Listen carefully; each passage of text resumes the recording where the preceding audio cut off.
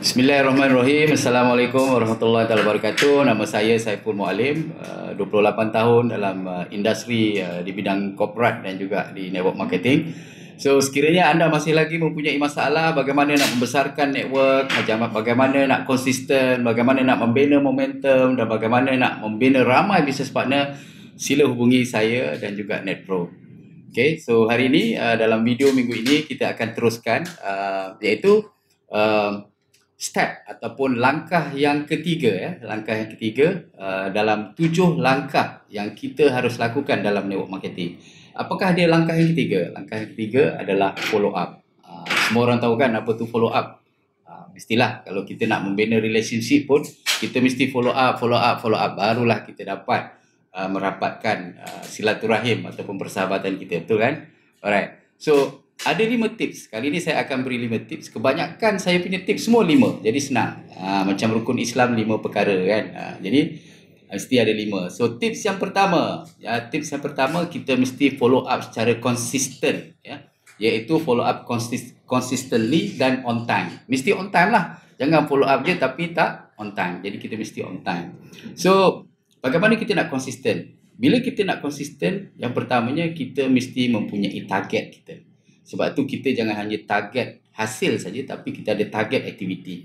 Antara target aktiviti yang kita perlu ada adalah berapa banyak follow up yang kita akan lakukan. Follow up kita ada bermacam-macam. Follow up semasa kita membuat prospecting, follow up semasa kita nak buat closing, follow up semasa kita nak menghubungi orang yang telah pun membeli barangan ataupun produk ataupun servis kita dan sebagainya. Jadi ada pelbagai-bagai jenis follow up. Yang penting sekali kita mesti follow up. Kalau kita dalam proses sebelum closing adalah kita sarankan untuk kita follow up sekurang-kurangnya 4 hingga 6 kali. Ada orang mengatakan mesti 7 kali. Kalau tak 7 kali tak boleh. Tapi 4 hingga 6 kali adalah apa yang sering disarankan oleh ramai professional networker Alright.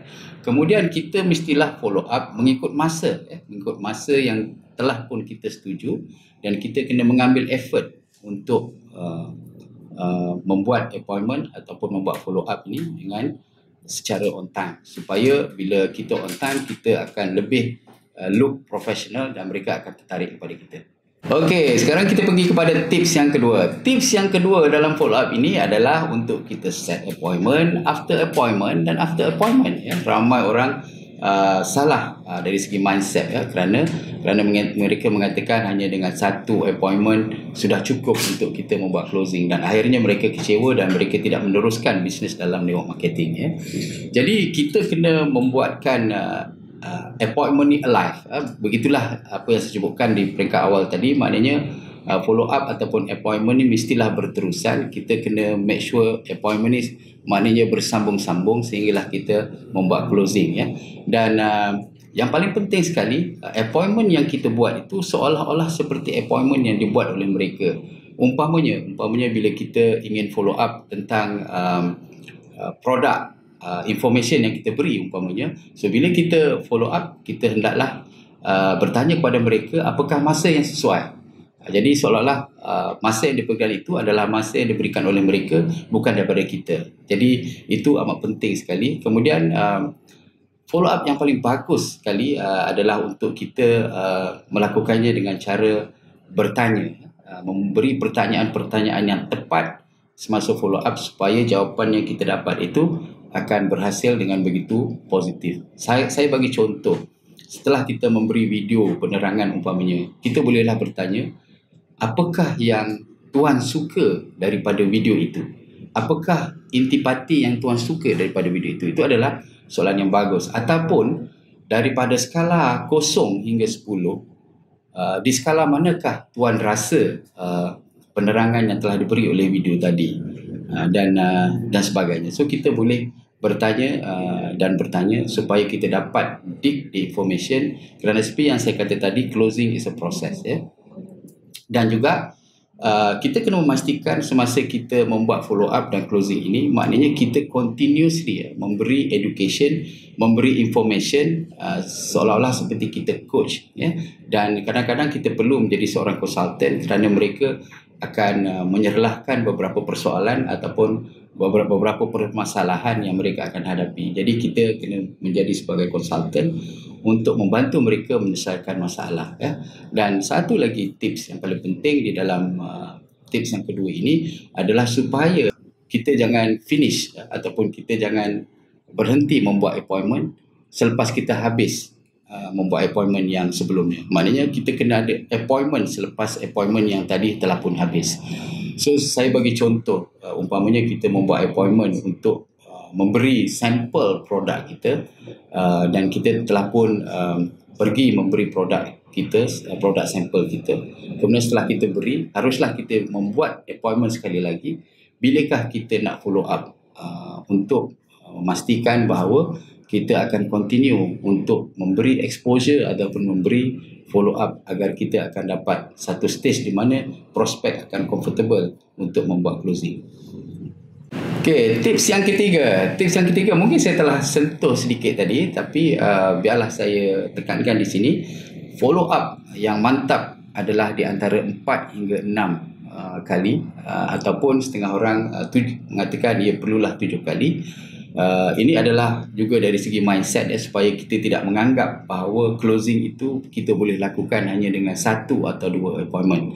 So yang paling penting sekali apa yang kita lakukan semasa exposure ini, atau semasa follow up ini, atau semasa appointment ini adalah untuk memastikan bahawa perhubungan kita dengan prospek akan bertambah baik dari masa ke semasa.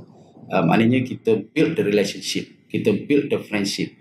Maknanya bukan hanya semata-mata untuk menjual produk, tetapi kita membina friendship supaya mereka satu hari akan tertarik dengan kita, dengan nilai tambah produk dan servis yang kita tunjukkan, ya. Dan of course kita kena kat sini kita kena harus bersabar, kerana ramai daripada kita tidak mempunyai kesabaran. Kerana apa? Kerana mereka tidak mencari prospek yang ramai. Dalam network marketing mesti prospek yang ramai. Kalau prospek sedikit itu yang mereka tidak ada kesabaran, ya. Kerana dengan prospek yang sikit sukar untuk mereka membuat closing yang banyak. Of course kita akan ada agensi, tapi kesabaran adalah amat penting. Okey, tips yang keempat ini adalah mungkin sesuatu yang orang nampak tidak penting, tapi bagi saya penting, kerana ramai kita silap bila kita memberi penerangan umpamanya. So kita selalu argue dan selalu kita berlawan point dan sebagainya. So tips yang keempat adalah follow up not to win argument. Kita follow up bukan untuk menang berdebate dan sebagainya, ya.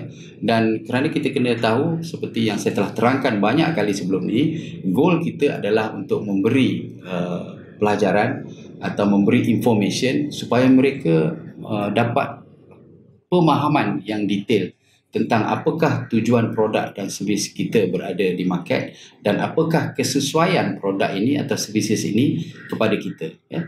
Dan of course, selalunya kita argue kerana mereka reject, dan mereka akan memberikan apa yang kita panggil sebagai point of rejection.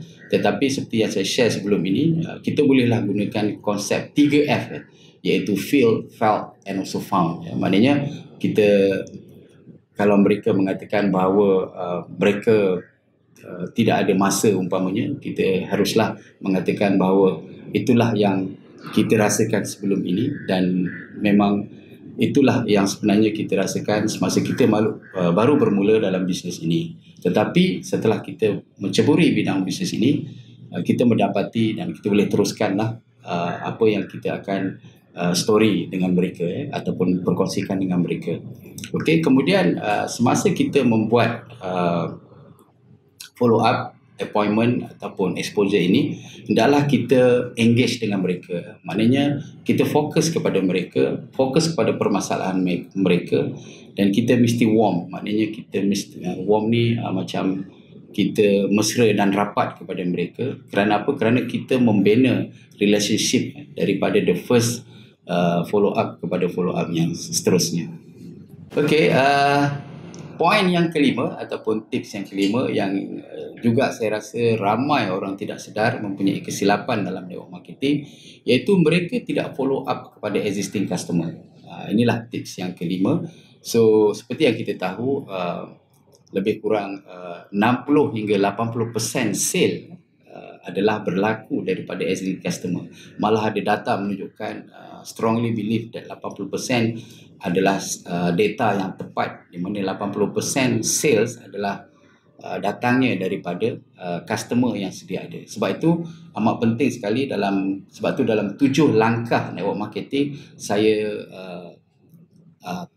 tekankan betapa pentingnya untuk kita get it started, untuk kita engage dan sebagainya.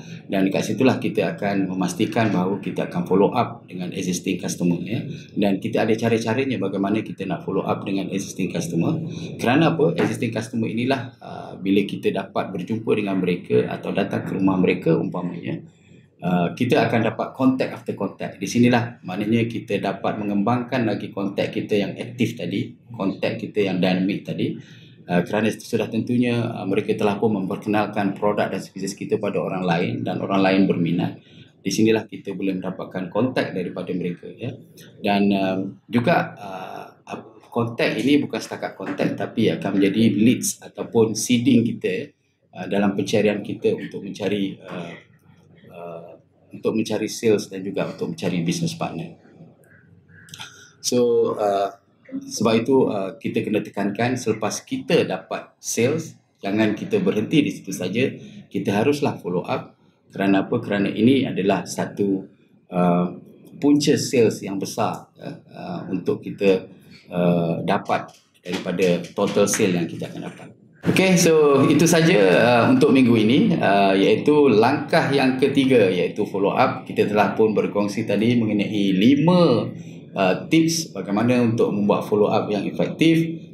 Saya terangkan sekali lagi, kita mesti konsisten, kita mesti on time. Yang pertama. Yang kedua, kita mesti membuat appointment after appointment, satu appointment ke satu appointment.